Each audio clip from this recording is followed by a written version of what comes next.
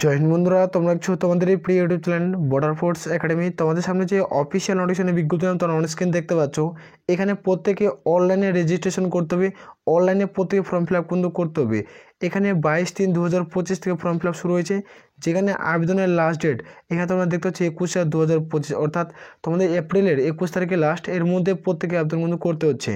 এখানে তোমরা মেল এবং ফিমেল উভয় কিন্তু যোগ্য, মেল ফিমেল উভয় আবেদন করতে পারবে। এখানে অনলাইনে প্রত্যেক ফর্ম ফিল আপ করতে হবে। এই যে রিক্রুটমেন্টটি করাচ্ছে, এটা তোমরা কিন্তু 90 দিনের রিক্রুটমেন্ট কিন্তু কমপ্লিট করে নেবে। এটা 90 দিনের একটা রিক্রুটমেন্ট কমপ্লিট করাবে, তো খুব দ্রুত ফাস্ট একটা রিক্রুটমেন্ট করাচ্ছে। 3 মাসের মধ্যে তোমরা কিন্তু জয়েনিং পেয়ে যাচ্ছ। তো এখানে যেটা রিক্রুটমেন্ট করাচ্ছে তোমরা প্রত্যেকে জানো যে তোমার CSRI এর তরফ থেকে রিক্রুটমেন্টের বিজ্ঞপ্তি জারি করছে। তোমরা যারা যোগ্য প্রত্যেকে আবেদন করতে পারো। CSIR এটার নোটিফিকেশন জারি করছে। এটা কীভাবে রিক্রুটমেন্ট করাবে, এটা সিলেকশন প্রসেসকে সম্পূর্ণ কিছু আলোচনা হচ্ছে, ভিডিও সম্পূর্ণই দেখবে। কারণ অ্যাক্টিভিটির মাধ্যমে আমরা A to Z তথ্য কিন্তু তুলে ধরছি। এখানে যারা উচ্চ মাধ্যমিক পাস করবে তারাই প্রত্যেকে ফর্ম ফিল আপ করতে পারবে। শুধুমাত্র উচ্চ মাধ্যমিক পাস, সেখানে কোনো রকম পার্সেন্টেজের প্রয়োজন পড়ছে না।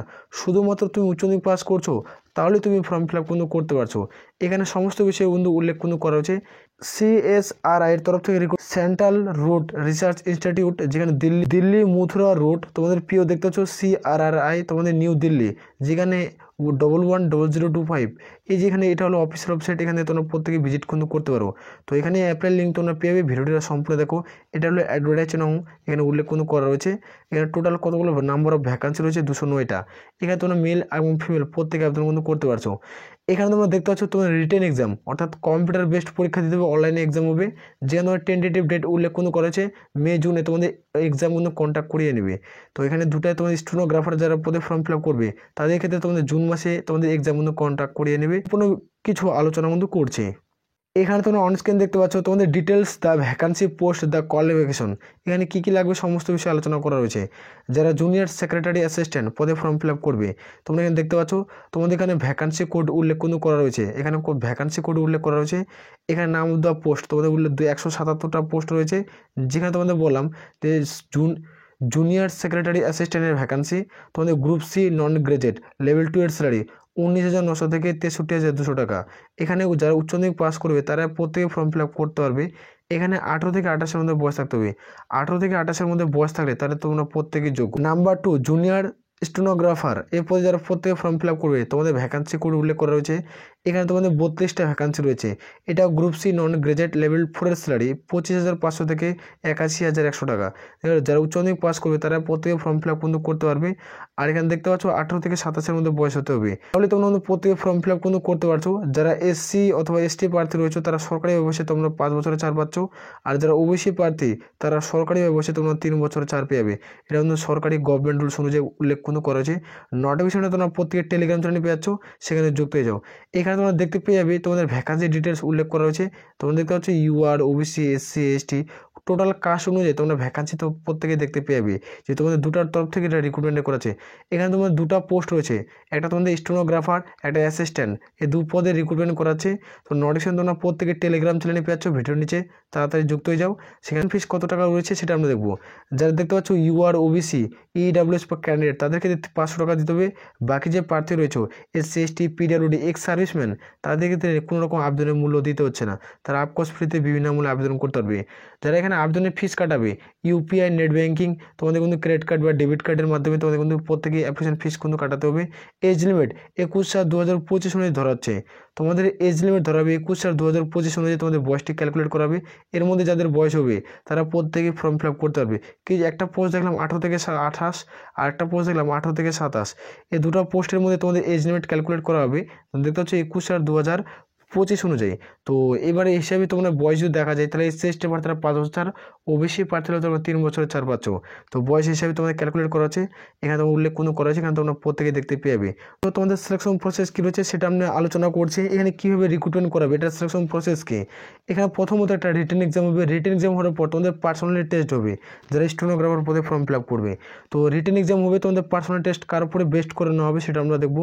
তোমরা যারা স্টেনোগ্রাফার পদে ফর্ম ফিল আপ করতে চাও মডেল এক্সামিনেশন ওএমআর বেস্ট পরীক্ষা দিতে হবে, যেখানে মাল্টি চয়েস প্রশ্ন থাকবে, 4টা অপশন থাকবে, যেখান থেকে তোমাদের সঠিক উত্তর বেছে নিতে হবে। তো তোমরা দেখতে পাচ্ছ তো কোশ্চেন প্যাটার্ন কী রয়েছে সেটা আমরা দেখবো। ইংলিশ এবং হিন্দি ভাষায় তোমাদের কোশ্চেন প্যাটার্ন তৈরি করা হবে, যেখানে তোমরা স্ট্যান্ডার্ড দেখতে পাচ্ছ উচ্চ মাধ্যমিক পাশে তোমাদের সিলেবাস অনুযায়ী তোমাদের কিন্তু কোশ্চেন মডেল কোশ্চেন পেপার তৈরি করা হবে। তো কোশ্চেন থাকবে 200টা কোশ্চেন পরীক্ষা হবে, যেটা তোমার 2 ঘন্টা 40 মিনিট সময় পাবে। তোমার 200 নম্বরের পরীক্ষা কিন্তু প্রত্যেকেই দিতে হবে। তো এখানে দেখতে পাচ্ছ তোমার স্টেনোগ্রাফার পদে যেটা ভ্যাকান্সি জারি করছে সেটা আমরা দেখবো।